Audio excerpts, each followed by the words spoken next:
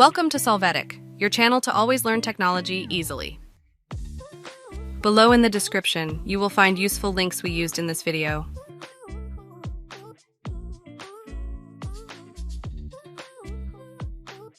Today in Solvetic, we will see how to fix Design tab not showing in Word.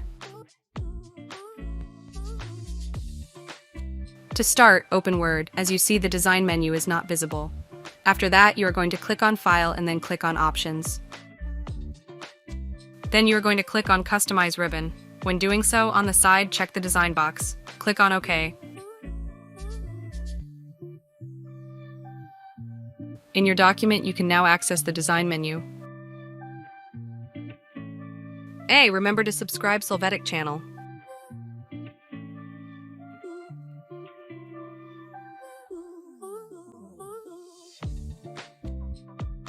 We hope it has been helpful for you. Here are links to watch more videos of your interest and subscribe to the Solvetic channel.